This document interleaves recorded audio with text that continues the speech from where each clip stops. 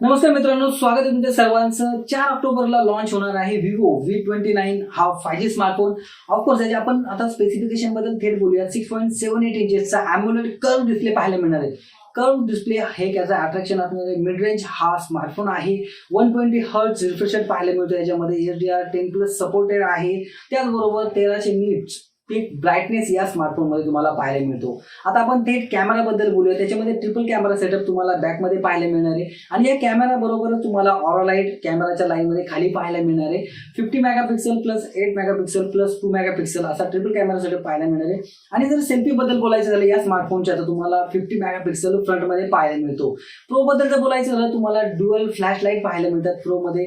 प्रोच्या आपण जर प्रोसेसर बद्दल बोलायचं झालं तर त्याच्यामध्ये तुम्हाला डायमेन्सिटी 8200 चा 4nm प्रोसेसर पाहायला मिळतो।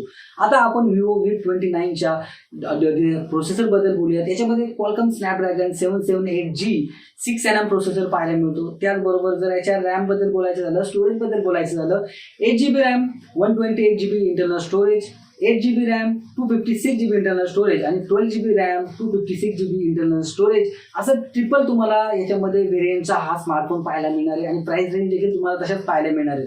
त्याचबरोबर बॅटरी बद्दल बोलूयात। 4600 mAhची battery, 80 watt flash charger type C तुम्हाला या स्मार्टफोन मध्ये पाहायला मिळणार आहे, जो की या तुम्हाला 18 मिनिटांमध्ये 50% चार्ज करून होणार आहे तुमचा स्मार्टफोन अगदी फास्ट मध्ये।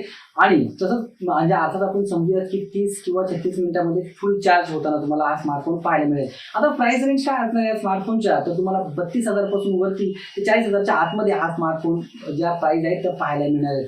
तर नक्कीच मित्रांनो, त्याचबरोबर आपण जर आता प्रो सिरीज बद्दल बोलायचं झालं तर प्रो मध्ये तुम्हाला काय काय वेगळं पाहायला मिळणार तर तुम्हाला त्या ठिकाणी डिस्प्ले देखील वेगळा पाहायला मिळू शकतो, ओलेडचा देखील पाहायला मिळू शकतो। आणि जसं मी प्रोसेसरची तुम्हाला माहिती सांगितली त्याचबरोबर तुम्हाला रॅम आणि स्टोरेज देखील वेगवेगळं पाहायला मिळू शकतं आणि प्राइस रेंज देखील तुम्हाला थोडेसे जास्त याच्यामध्ये पाहायला मिळू शकतात। तर कशी वाटली याची व्हिडिओ? जर व्हिडिओ आवडली असेल तर आपल्या चॅनलला आम्हाला सपोर्ट म्हणून सबस्क्राईब करायला विसरू नका। Thank you very much.